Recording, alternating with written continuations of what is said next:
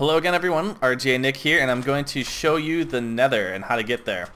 The first thing that you're going to need to do is get a couple things. You're going to need a flint and steel, a diamond pickaxe, and then you're going to need to find some lava.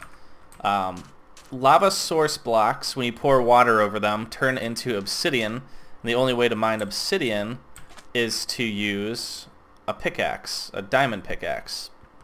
So once you find lava, you pour water over it using a bucket or redirecting a stream or something like that. And then you start harvesting the obsidian. Now, I think it takes about 9 seconds per block or something around there. But it does take a while to mine it. Once you have, I believe it's 10 blocks of obsidian, you can make a Nether portal. So what you're going to do is put 2 blocks there, 3 blocks tall on each side. Oops.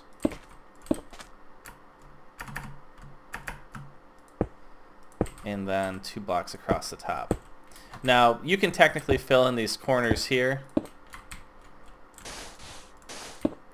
and it'll still work. It's not required, but either way will work. And once you have the frame completely built in, you take the flint and steel and you just click inside of it, and you'll notice it turns into another portal. Now this thing is noisy, so when you're creating, wherever you're going to put it, just keep in mind that you might not want it close to wherever you're going to be doing all your normal activities, because this thing does make a lot of noise.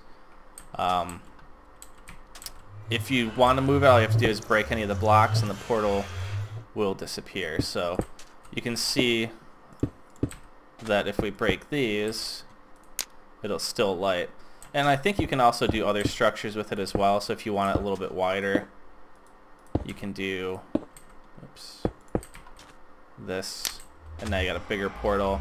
And I think you can also do all kinds of other shapes and stuff with it too, but that's how you get the portal open. Now when you actually want to get to the Nether, all you have to do is step in the portal and you are in the Nether. Now this is the first time I've been here, so it probably takes a second to load, but once you're in the Nether, you'll notice that everything's darker. There's lava and fire everywhere, and if I wasn't in creative mode, this guy would just be shooting me with little bombs that come straight at you, and when they hit, they blow up kind of like TNT, and they also light stuff on fire. Now all this stuff on the ground is called netherrack. I'll probably get into that in later episodes, but basically it'll burn forever. So when that guy shoots you with his little bomb, it'll blow up and it'll create little areas around you. So if you're trying to run and he blows you up, then it's going to light stuff on fire. You could catch on fire and die easily.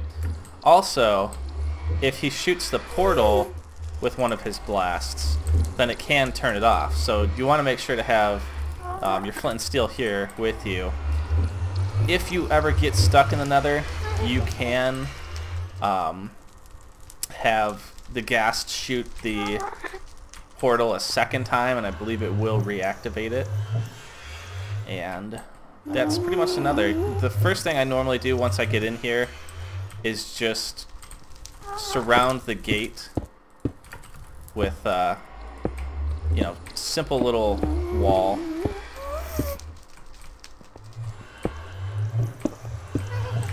And then I'll have a staircase going down. So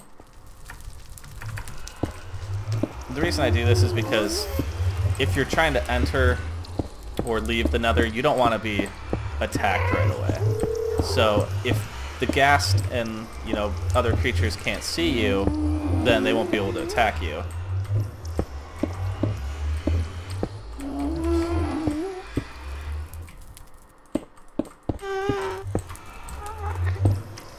Now trying to find enough time to do this when you first get in and that thing's shooting at you and stuff can be kind of a pain. A lot of times I'll use cobblestone or something that's a little bit more resistant to explosion damage, just because it kind of sucks having to rebuild it time after time when you're trying to get out of the Nether. But simple enough.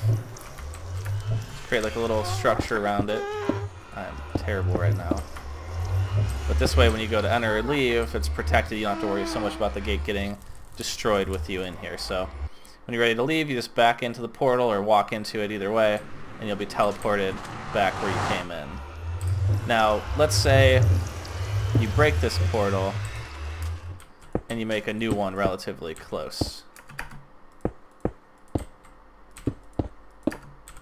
One more.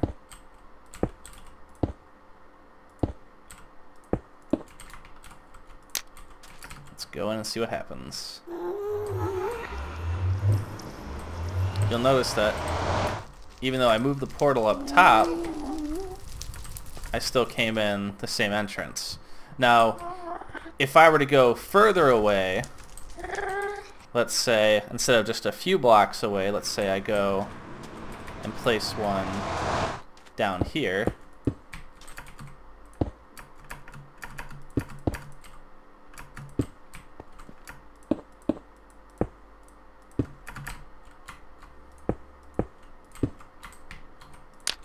It's still pretty close, but it's about, I don't know, what, 15 blocks away or so.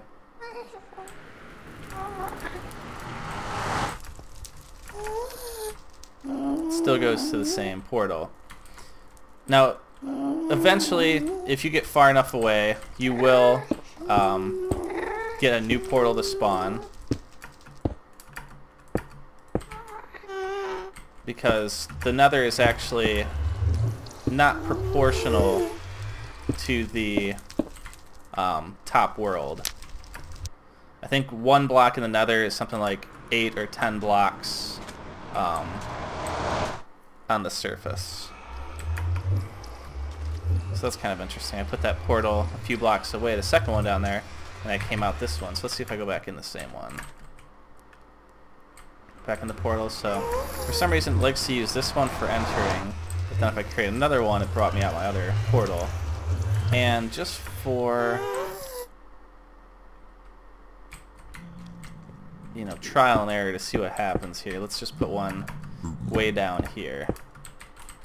Like I said, Nether portals, or the Nether itself, isn't proportionate. Like I said, it's something like moving one block down here is the same as like 8 or 10 on the surface. So technically, you could have two cities that are extremely far away and make another portal in each one and then create a tunnel between those 2 points on the Nether, and running from this portal in the Nether to the other portal is a lot quicker than if you were to try to run across the surface. So it can be used for stuff like that, you know, just to make travel a lot easier between your cities. So here is that portal. Let's see if we can find.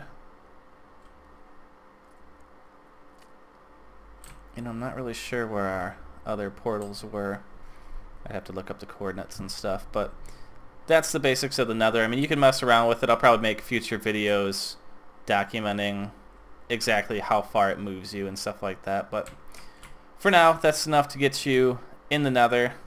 And it's kind of cool because it brought us out by one of these little water fountains, I guess. I don't know. It's something new. It's a little water fountain in the middle of the desert zone. It's kind of cool. But that's the Nether. And just, like I said, be careful, because it is really easy to die when you get in the Nether. There's a lot of stuff down here that can kill you. It's mostly lava and fire and just all kinds of stuff that wants to destroy you. So be careful, have fun, and I'll see you guys soon.